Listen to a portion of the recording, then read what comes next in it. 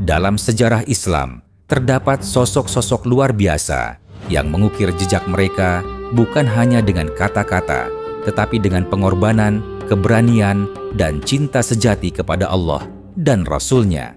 Mereka bukan hanya pejuang di medan perang, tetapi juga pejuang jiwa, yakni mereka yang bangkit dari kegelapan menuju cahaya Islam dan menyerahkan seluruh hidupnya demi tegaknya kalimat tauhid.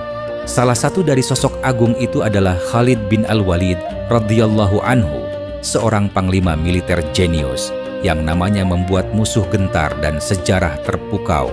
Dialah pedang yang tak pernah patah, bahkan ketika tubuhnya mulai melemah. Mari kita telusuri jejak hidupnya yang penuh keberanian dan ketundukan, mulai dari masa sebelum Islam, saat ia menjadi salah satu panglima paling ditakuti di Makkah, hingga akhirnya hatinya terbuka dan memilih jalan kebenaran sebagai salah satu sahabat terpenting Rasulullah Shallallahu Alaihi Wasallam. Khalid bin Walid berasal dari Bani Makhzum, salah satu klan paling berpengaruh di Quraisy. Ayahnya, Al-Walid bin Al-Mughirah, adalah bangsawan kaya yang sangat menentang dakwah Nabi Muhammad Shallallahu Alaihi Wasallam.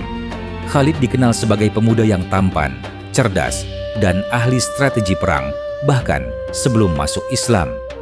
Dia memainkan peran penting dalam Perang Uhud yang menyebabkan kekalahan pasukan Muslim dengan strategi sergapannya dari belakang. Namun, meskipun awalnya berada di pihak musuh, hatinya tidak tertutup selamanya. Khalid bin Walid bukanlah orang biasa. Ia adalah salah satu jenderal perang paling ditakuti di Jazirah Arab, seorang pemimpin strategis yang berjasa besar dalam kemenangan Quraisy pada Perang Uhud. Namun, meski dirinya berada di pihak yang memusuhi Islam, cahaya kebenaran mulai menyusup ke dalam hatinya. Setelah peristiwa perjanjian Hudaibiyah pada tahun 6 Hijriah, yang secara lahiriah tampak merugikan kaum muslimin, tetapi justru membuka lebar pintu dakwah, Khalid mulai memperhatikan perkembangan Islam. Ia mengamati bagaimana Nabi Muhammad Shallallahu Alaihi Wasallam memimpin dengan akhlak, keteguhan, dan keadilan yang tak dimiliki oleh pemimpin manapun. Dalam sebuah riwayat disebutkan bahwa Rasulullah pernah bersabda, "Aku melihat Khalid bin Al-Walid, tidaklah orang seperti dia boleh terus berada dalam kesesatan. Jika dia mengarahkan kepandaian dan kekuatannya untuk Islam, sungguh akan menjadi kekuatan besar." Seperti diriwayatkan dalam Sirah Ibn Hisham dan disebut oleh Al-Hakim dalam Al-Mustadrak. Kalimat ini disampaikan kepada sahabat-sahabat Nabi dan terdengar oleh saudara Khalid, yaitu Walid bin Walid radhiyallahu anhu, yang telah lebih dulu masuk Islam. Ketika Walid menulis surat kepada Khalid untuk mengajaknya masuk Islam, ia menyampaikan sabda Nabi tersebut. Khalid pun mulai berpikir. Ia mengenang semua kekejamannya terhadap kaum muslimin, namun hatinya yang sebelumnya keras mulai dilunakkan oleh hidayah. Ia memutuskan untuk meninggalkan kemegahan dunia Quraisy dan pergi ke Madinah. Di tengah perjalanannya, Khalid bertemu dengan Amr bin Al-Ash radhiyallahu anhu, diplomat Quraisy yang juga menuju Madinah untuk memeluk Islam. Keduanya akhirnya masuk Islam bersama-sama. Saat mereka sampai di hadapan Rasulullah, hati Khalid penuh keraguan dan penyesalan. Ia berkata, "Wahai Rasulullah, aku bersaksi bahwa tiada Tuhan selain Allah dan engkau adalah utusannya. Aku mohon, doakan agar Allah mengampuniku atas apa yang telah kulakukan untuk menghalangi jalannya." Rasulullah Shallallahu Alaihi Wasallam dengan kelembutan luar biasa menjawab, "Islam menghapus segala dosa yang dilakukan sebelumnya ketika masih kafir." Hadits riwayat Muslim. Kemudian beliau mendoakan Khalid, "Ya Allah, ampunilah Khalid atas segala yang telah ia lakukan untuk menghalangi jalanmu." Hadits riwayat Ahmad dalam Musnadnya. Seketika itu pula, Khalid merasa beban besar lepas dari dadanya. Ia menyerahkan dirinya sepenuhnya kepada Allah dan Rasul-Nya. Hatinya yang dulu membawa kebencian, kini penuh cinta dan ketundukan. Rasulullah Shallallahu Alaihi Wasallam lalu memberinya julukan yang masyhur, "Anta saifun min suyufillah." Engkau adalah salah satu pedang dari pedang-pedang Allah. Hadits riwayat Bukhari. Julukan ini bukan hanya penghormatan, tapi juga amanah, bahwa kekuatan dan keahliannya dalam berperang kini harus digunakan untuk menegakkan agama Allah, bukan untuk menentangnya. Sejak memeluk Islam, Khalid bin Al-Walid menunjukkan totalitasnya dalam membela agama Allah.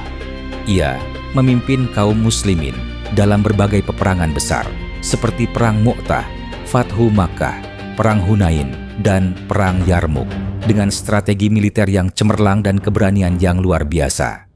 Berkat kepemimpinannya, pasukan Islam berhasil meraih banyak kemenangan melawan kekuatan besar seperti Romawi dan Persia. Meskipun di masa Khalifah Umar bin Khattab, ia dicopot dari jabatan Panglima, Khalid tidak menunjukkan rasa kecewa sedikit pun. Ia tetap berjuang di barisan kaum muslimin dengan keikhlasan yang mengagumkan, menjadikan dirinya simbol keteguhan, kepatuhan, dan pengorbanan sejati demi Islam. Ironisnya, Khalid yang menghabiskan hidupnya di medan perang tidak mati di sana. Ia wafat karena sakit, diranjang pada tahun 21 Hijriah di Hims, Suriah. Sebelum wafat, ia berkata sambil menangis, "Aku telah turut serta dalam 100 perang, atau kurang lebih demikian. Tidak ada satu jengkal pun di tubuhku, kecuali terdapat bekas luka pukulan pedang, hujaman tombak, atau tusukan anak panah. Namun lihatlah aku sekarang, akan wafat di atas tempat tidurku. Maka janganlah mata ini terpejam, wafat, sebagaimana terpejamnya mata orang-orang penakut." Tertulis dalam kitab-kitab biografi sahabat, seperti Al-Isti'ab dan Tahdzib Al-Kamal. Kisah Khalid bin Al-Walid bukan sekadar catatan sejarah tentang kemenangan demi kemenangan di medan perang, tetapi juga pelajaran hidup yang mendalam tentang iman, keikhlasan, dan pengabdian. Dari perjalanan spiritualnya yang penuh liku hingga pengorbanannya yang tulus tanpa pamrih, terdapat hikmah-hikmah besar yang patut kita renungkan dan teladani dalam kehidupan sehari-hari. Dan berikut beberapa pelajaran berharga dari kehidupan pedang Allah yang tak pernah patah ini. Yang pertama adalah hidayah bisa datang kepada siapa saja. Sejahat apapun masa lalu seseorang, bila ia ikhlas mencari kebenaran, Allah akan membukakan pintu. Yang kedua adalah keahlian dunia harus diserahkan untuk Allah Subhanahu wa Ta'ala. Khalid ahli strategi perang, dan ia gunakan itu sepenuhnya untuk Islam. Apapun kelebihan kita, gunakan di jalan Allah. Yang ketiga adalah bahwa keikhlasan lebih tinggi dari ketokohan. Meski dicopot oleh Umar, Khalid tetap berjuang tanpa mencari jabatan. Ini bukti bahwa niatnya murni. Dan yang terakhir adalah keteguhan dalam iman adalah kekuatan sejati. Khalid tidak takut mati. Ia lebih takut jika hidupnya tidak memberi manfaat bagi agama Allah. Khalid bin Al-Walid adalah contoh nyata bahwa cinta kepada Allah dan Rasulullah dapat mengubah musuh menjadi pejuang. Ia bukan hanya pahlawan militer, tapi simbol ketulusan dan keberanian yang tak lekang oleh zaman. Warisan strateginya dipelajari hingga kini, tetapi yang lebih penting adalah warisan jiwanya, yakni seorang hamba yang ingin mati syahid, tapi tetap ridha dengan takdir Allah. Semoga kita semua dapat meneladani semangat Khalid bin Al-Walid, keberanian, ketulusan, dan totalitas dalam berjuang di jalan Allah. Amin. Ya Rabbal Alamin.